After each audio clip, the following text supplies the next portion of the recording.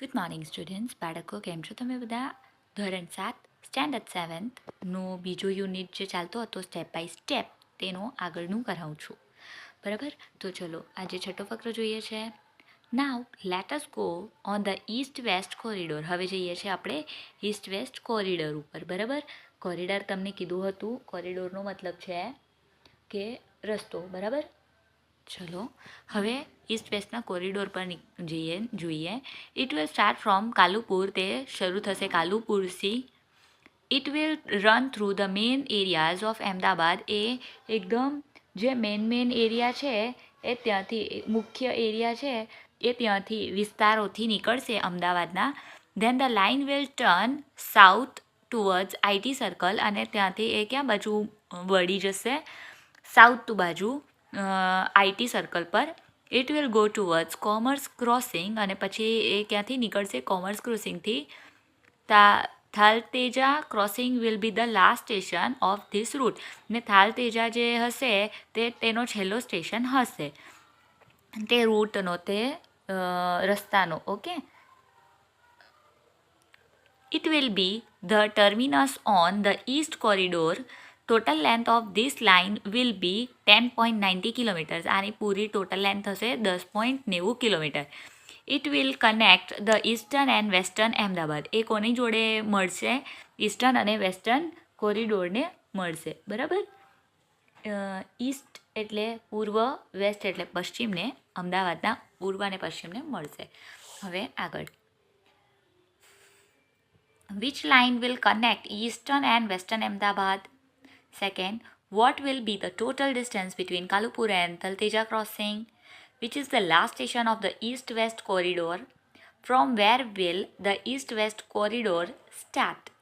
બરાબર, હવે તેના પછી આ વિકલ્પો છે. પહેલાં તો તમે આ પ્રશ્નના ઉત્તર બરાબર આપજો જોઈને.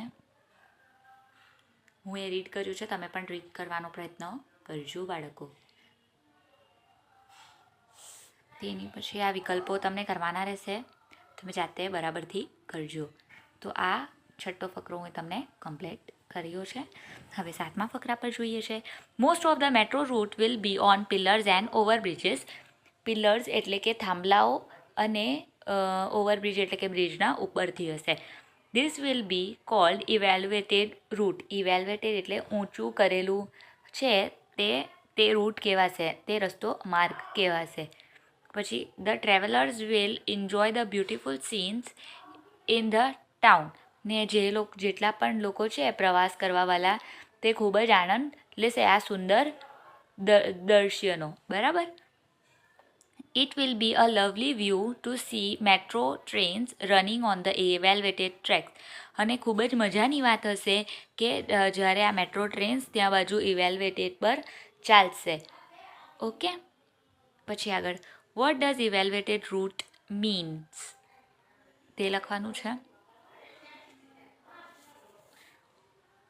તેના પછી બે વિકલ્પ છે, તે લખજો.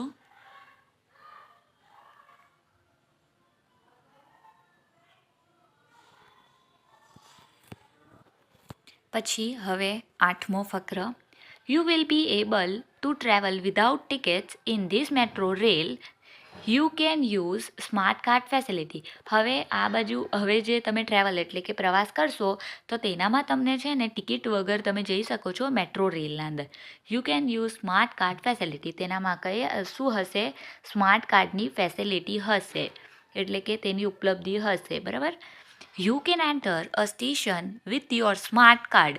તમે સ્ટેશનમાં કઈ રીતે અંદર આવી શકો છો? તમારા પ્રવાસ કરી શકો છો તમારા સ્માર્ટ કાર્ડના જરીએ. You swipe the smart card to your exit station. હવે તમને સ્ટેશનથી નીકળવું હોય બહાર તો પણ તમને શું કરવાનું? સ્માર્ટ કાર્ડ જ યુઝ કરીને નીકળવાનું. The system will automatically count the travel charges. ને આ જે એવો સિસ્ટમ છે એટલે કે વ્યવસ્થા એવી હશે ને કે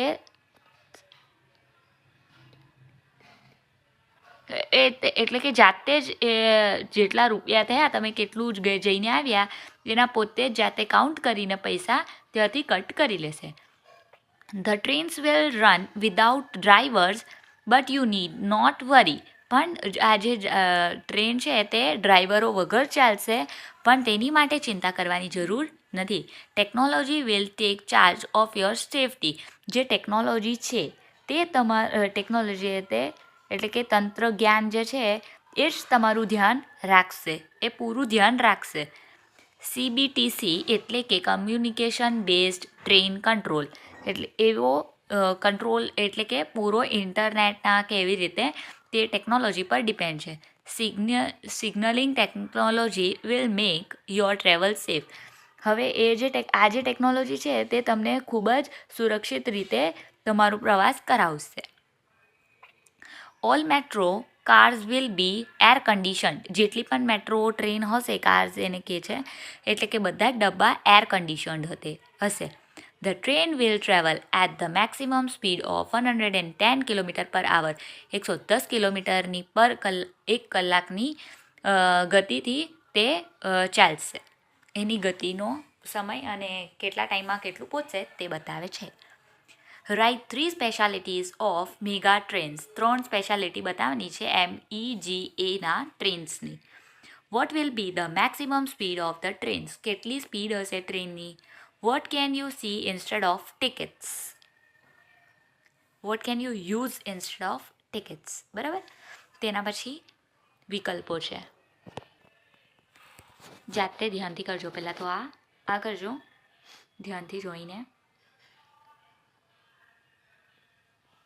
પછી આ વિકલ્પો કરવાના રહેશે. કરશો ને આ બાજુ તમને જોઈ શકો છો, અહીં બાજુ બધા જ ફકરાઓ પૂરા થયા છે. આપણું અહીં આ પાઠનું ફકરાઓનું પૂરું થયું. અહીંથી પછી હવે તમને બીજું કરવાનું છે, એટલે પ્રશ્ન બીજો છે ફિલ ઇન ધ બ્લેન્ક્સ, એટલે કાઉન્ટ્સમાં આપેલા શબ્દોને પ્રયોગ કરી તમારા ખાલી જગ્યા પૂરા કરવાના છે. ધ ડેશ કોરિડોર વિલ, હું રીડ કરું છું, તમે જાતે આના જવાબ લખશો. બરાબર. તો જે પણ જવાબ છે એટલે પાઠના જરિયાથી જ છે, તો તમે લખી શકો એવું છે.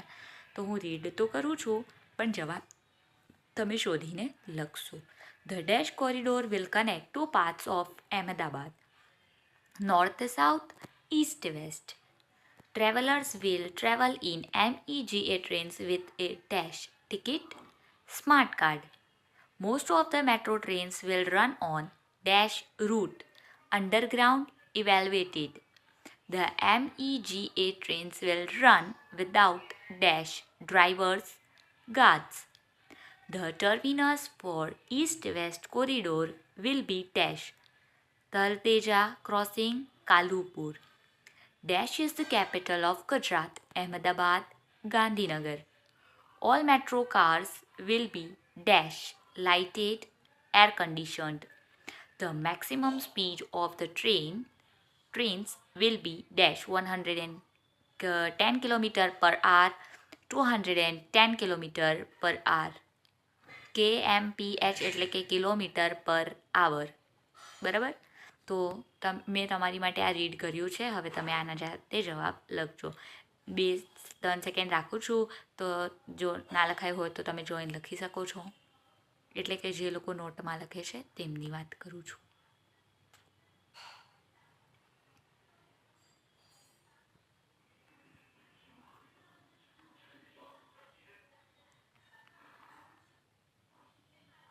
હવે આની પછી આપણે ત્રીજા એના ઉપર જઈએ. આ ફકરો આપેલો છે પણ બહારથી આપેલો છે, તો તેના આધારે તમને જવાબો લખવાના રહેશે. Mosquitoes and flies are nasty pets. હવે આ મોસ્કીટો અને ફ્લાઇઝ કેવા હોય? નેસ્ટી પેટ એટલે હેરાન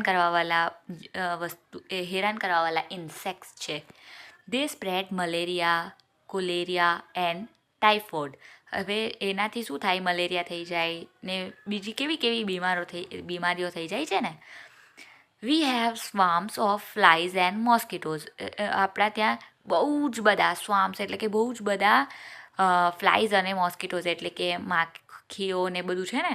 in monsoon and winter. Monsoon એટલે વરસાદના ટાઈમ પર અને વિન્ટર એટલે કે ઠંડીના ટાઈમ પર બહુ જ જોવા મળે છે. વી ટ્રાય ટુ કિલ ડેમ. આપણે શું પ્રયત્ન કરીએ છીએ કે આપણે એને મારી નાખીએ, પણ but it is very difficult to catch a fly or A mosquito. પણ ખૂબ જ મુશ્કેલ છે તેમને ફ્લાય અને મોસ્કીટો એટલે કે માખી અને મચ્છરને પકડવું ખૂબ જ મુશ્કેલ છે.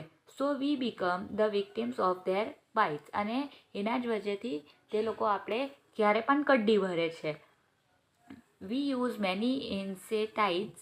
આપણે બહુ બધી વસ્તુ યુઝ કરીએ છીએ તેમને મારવા માટે કે તે આપણી પાસે ના આવે, પણ કંઈ જ નથી થતું. But they are not much effective. પણ તેમાંથી કોઈ પણ વસ્તુ એટલી અફેક્ટિવ એટલે કે કામ લાગે એવી નથી હોતી. હવે આ હું તમને ફકરો તો સમજાવી દીધો. તેના આધારે આ બે વસ્તુ સમજાવું છું તો એ તમે જાતે આના જવાબ લખજો. હું ખાલી રીડ કરીને બતાવી દઉં છું. પ્રશ્ન પહેલો, રાઇટ ટ્રુ ઓર ફોલ્સ. ખરું કે ખોટું લખવાનું છે. Honey bee spread malaria. It is easy to catch and kill a mosquito. We see mosquitoes and flies in winter and monsoon. Insecticides are very effective. We become victim of mosquito bites. Mosquitoes and flies are dash pets. Mosquitoes spreads dash dash and dash. We have dash of mosquitoes and flies in winter and monsoon. હવે આ ફકરાના આધારે જ તમને જો આ લખવાનું છે ટ્રોફલ્સ અને આ બ્લેન્ક્સ એટલે કે ખાલી જગ્યા પૂરવાની છે.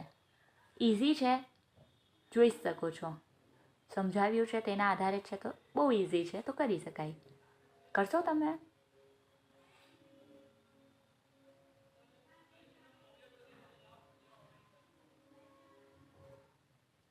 હવે તેની પછી હજી અહીં બે છે.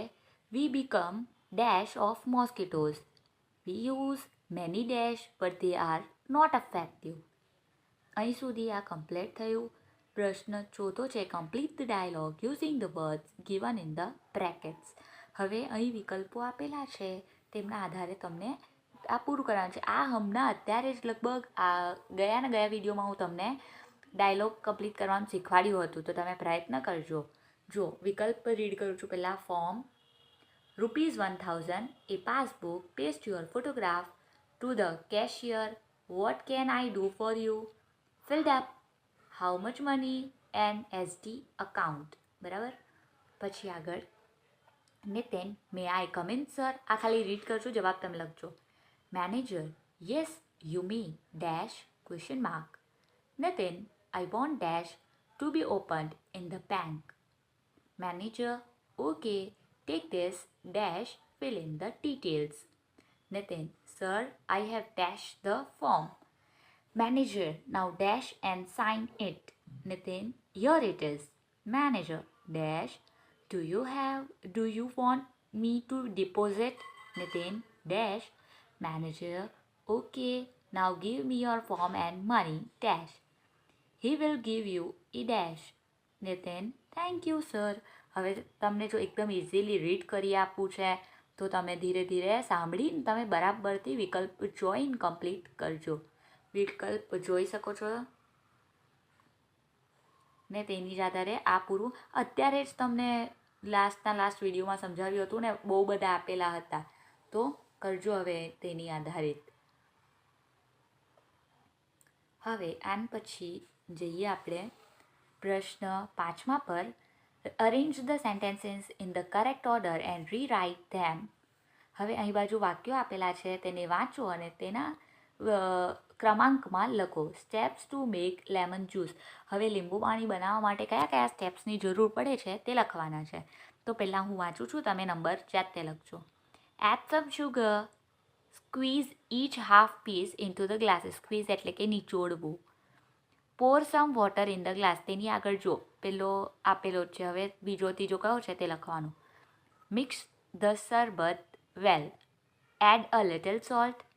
cut the lemons into half. take out the seeds from the glass. Easy છે, જાતે કરજો. નંબર લખ્યા પછી તેને ક્રમાંકમાં અહીં બાજુ નીચે સારી રીતે હેન્ડરાઇટિંગમાં લખજો. બરાબર. હવે અહીં બાજુ આ તમને હોમવર્ક આપું છું. તમને પેપર બોટ બનાવવાની છે. તમે બચપનમાં શીખ્યું હશે બોટ બનાવતા, પેપરોની ફાડીને તમને આવડતી જ હશે. તો કલરિંગ પેપર લઈને તમે પેપરથી બોટ બનાવજો અથવા શિપ જહાજ બનાવજો અને અહીં બાજુ ચોંટાડી દેજો. બરાબર.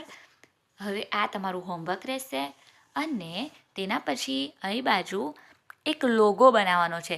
જેમ તમે સનરાઈઝ પબ્લિક સ્કૂલનો લોગો જુઓ છે એસ કરીને, તેમજ તમને તમારી રીતે તમારા મનપસંદ કોઈ બી કંપનીનો લોગો બનાવવાનો છે, તમારી જાતે, જોઈને નહીં કોઈનું, તમે જાતે કોઈ પણ સ્કૂલનો લોગો છે, કોઈક નવો એમ કંઈક નવું લાવી શકતા હોય તો તેવો એક લોગો અહીં બનાવવાનો છે.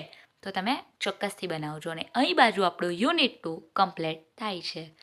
બાય બાળકો, ટેક કેર. જેટલું હોમવર્ક આપ્યું છે પ્રયત્ન કરજો કમ્પ્લીટ કરી લો. Till then bye, take care students.